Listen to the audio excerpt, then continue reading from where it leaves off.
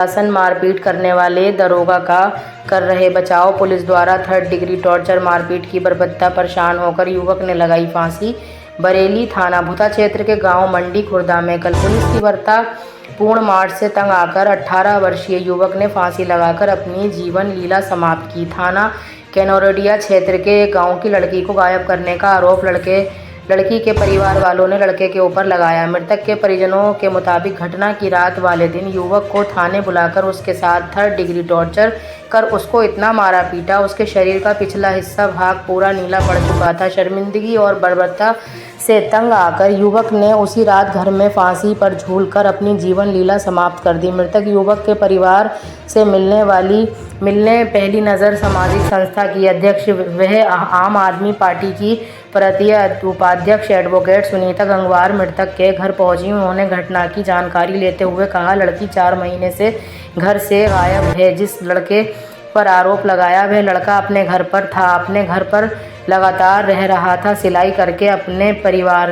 का पेट पाल रहा था। पिता अपाहिज जो काम नहीं कर सकता था, 6 बहनों का भाई, बूढ़ी दादी, माँ सभी के कमाने का एकमात्र सहारा था। मृतक युवक क्यों लड़िया थाने से द्वारा लगातार उसे बुलाकर प्रताड़ित किया जाता था। लड़का बार बार एक ही बात कहता था कि लड़की को मैं नहीं जानता और मुझ पर झूठा आरोप लगाया गया है, मगर पुलिस वालों ने उसकी एक ना सुनी। वहीं पुलिस के आला अधिकारियों ने थाना पुलिस का बचाव करते हुए कहा कि पुलिस के द्वारा कोई भी 3rd डिग्री टॉर्चर नहीं किया गया, उसे सिर्फ पूछताछ के लिए बुलाया गया। उसके शरीर पर जो निशान हैं वे किसी और वजह से हैं। पूरे मामले में पुलिस के आला अधिकारी थाना पुलिस का बचाव करते हुए नजर आए। वहीं पहली नज़र सामाजिक संस्था की अध्यक्ष आम आदमी पार्टी की प्रांतीय उपाध्यक्ष एडवोकेट सुनीता गंगवार ने कहा, अगर मृतक परिवार के साथ न्याय नहीं हुआ तो वे पूरे गांव के साथ धरने पर बैठेंगी। बरेली से अर्शी खान की खास रिपोर्ट।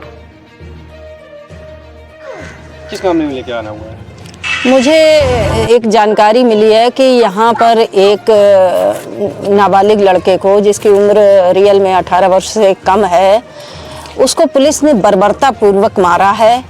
और मारने के बाद जब उसकी इतनी बुरी हालत हो गई कि वह पुलिस की इस बर्बरता को बर्दाश्त न कर सका, उसने सुसाइड उसी रात कर लिया। आज मुझे जब जानकारी मिली, कुछ मीडिया वालों ने मेरे फ़ोन पे ये सारी घटना डाली थी और उसके वीडियोस वगैरह डाले थे, तो मैं यहाँ पर आई हूँ जानकारी हेतु। और मैं परिवार से मिली हूँ और गांव के तमाम लोगों से भी मिली हूँ। ये उस लड़के की माँ बैठी हैं और ये उस लड़के के पिता हैं, ये बहनें हैं। तो सारी घटना को मैंने जितनी भी इन्फॉर्मेशन मैं हासिल कर सकती थी उतनी इन्फॉर्मेशन मैंने हासिल की है। और उस घटना को देखने पर ये पता चलता है कि आज कोई लड़िया क्षेत्र की एक लड़की, जो भी वो भी नाबालिग है, वो लड़की अपने घर से गायब है। अब उस गायब की रिपोर्ट दर्ज है और उस पर पुलिस को इन्वेस्टिगेशन ये करना चाहिए था कि उस लड़की को ढूंढने का प्रयास करना चाहिए। उन्होंने उसका जो भी है CDR वगैरह उस लड़की के मोबाइल की निकाली है। उस CDR में इनके बेटे का कहीं से कोई एक नंबर आ गया, जबकि लोगों ने बताया है कि उसमें CDR में और भी बहुत सारे उसके लड़कों के नंबर थे।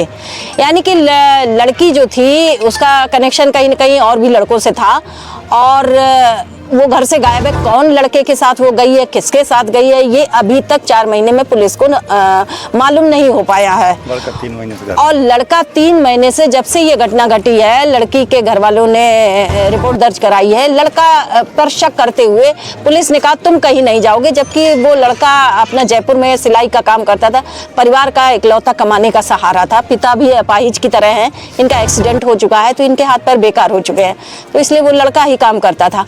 तो पुलिस के कहने के अनुसार, निर्देशानुसार वो घर से कहीं नहीं गया, वो यहीं पर काम करने लगा। लेकिन परिवार ने बताया है कि पुलिस जो है उसे बराबर, कुलड़िया थाने की पुलिस बराबर उसे बुलाती रही, जब कब आए दिन बुलाती थी पूछताछ के लिए और उसको बेरहमी से मारती थी। ये कंप्लेंट परिवार वालों ने बताई है। और ये करीब अभी माँ ने बताया कि कम से कम 10 बार पुलिस उसे बुला चुकी है। तो मैं पुलिस प्रशासन पे ये सवाल उठता है कि आपको इतने सबूत थे कि इसी लड़के के ऊपर आपको पूरा संदेह था कि यही लड़का ले गया या इसे पता है। यदि ये लड़का ले गया होता तो ये लड़का यहाँ कैसे होता? लड़का नहीं हो सकता था। अक्सर ये केसेस मेरे पास भी बहुत आते हैं, लड़कियों के भागने के केसेस आते हैं। तो लड़कियां जिसके साथ भागती हैं वो भी साथ में गायब होता है। लेकिन यहाँ पर ये लड़का नहीं गायब, इतनी उम्र भी नहीं है इस लड़के की कि कोई बहुत बड़ी षड्यंत्रकारी घटना को कारित कर सके। इतनी उम्र भी नहीं है इसकी, इतनी सोचने समझने की मुझे नहीं लगता है कि इस उम्र में ऐसा कुछ कर सकता है। तो उसके बाद इतनी जो बर्बरता पूर्वक उसको मारते रहे हैं, टॉर्चर करते रहे हैं पुलिस वाले, तो उसके बाद उसे उस टॉर्चर से बचने के लिए इतना वो हतोत्साहित हो चुका लड़का, इतना प्रताड़ित हो चुका पुलिस द्वारा कि उसे अंत में मौत का रास्ता उसे पुलिस की बेरहमी पूर्ण मार से कहीं ज्यादा अच्छा लगा और उसने मौत को गले लगा लिया। आज मैं पुलिस प्रशासन के ऊपर एक सवाल उठाना चाहती हूँ, क्या पुलिस प्रशासन केवल लोगों को बेरहमी से मारने के लिए है या लोगों को सुरक्षा देने के लिए है, या किसी के साथ कोई घटना घटती है तो पुलिस से मदद मांगने के लिए पुलिस डिपार्टमेंट है? ये जवाब पुलिस वाले दें, पुलिस के आला अधिकारी दें कि पुलिस डिपार्टमेंट की आखिर ड्यूटी क्या है। पुलिस को मारने का अधिकार कहां से मिल गया है? पुलिस को सजा देने का अधिकार कहां से मिल गया है? क्या पुलिस मार के न्यायालय का काम भी स्वयं करेगी पुलिस, या पुलिस अपने आप को कह दे कि हम ही न्यायालय, हम ही सब कुछ है, हम ही सब कुछ करेंगे? तो आज ऐसे मैं ये नहीं कहूंगी कि पुलिस डिपार्टमेंट में सारे अधिकारी ऐसे हैं, ऐसा नहीं है, लेकिन आए दिन आप सोशल मीडिया पर ऐसी घटनाओं की वीडियोज आ रही हैं जहां पर पुलिस बेरहमी से मार रही है, जबकि पुलिस एक्ट के अंतर्गत पुलिस को यह अधिकार बल प्रयोग का नहीं है। विशेष परिस्थितियों में बल प्रयोग का है। न्यायालय की अनुमति से आप 3rd डिग्री का इस्तेमाल करते हैं, लेकिन आप बिना न्यायालय के आपने कैसे इतनी बर्बरपूर्ण घटना कारित की है। और मैं आवाज उठाती हूँ कि ऐसे पुलिसकर्मी को अब तक सस्पेंड क्यों नहीं हुआ? अब तक ऐसे पुलिसकर्मी पर मुकदमा लिख जाना चाहिए, क्योंकि ये पुलिस के द्वारा एक तरह का मर्डर है, क्योंकि पुलिस की प्रताड़ना से उसने आत्महत्या करी है। और मैं उस लड़की पक्ष से भी कहना चाहती हूँ कि आप अपनी बेटियों को संस्कार नहीं दे पाते हैं, आप अपनी बेटियों को घरों में रोक नहीं पाते हैं, और आपकी बेटियां घर से चली जाती हैं तो आप किसी न किसी लड़के की जिंदगी खराब करने के लिए आप उसे शिकार बनाते हैं। दिनांक 8/1/2025 को थाना क्यूरेडिया पर एक मुकदमा अपराध संख्या 9/25 अंतर्गत धारा 137(2) BNS के पंजीकृत किया गया था, जिसमें कि एक नाबालिग बच्ची को अज्ञात युवक के द्वारा बहला फुसलाकर भगा लिए जाने के बाद संज्ञान में लाई गई थी।